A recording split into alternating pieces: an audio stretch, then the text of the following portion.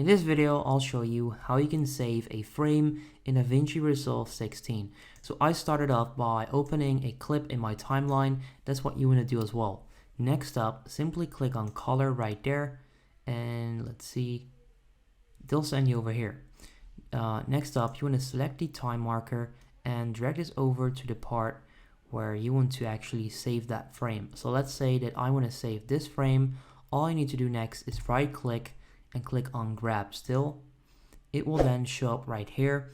You can then once again right click and then you can click on export, and you'll then be able to save this on your PC.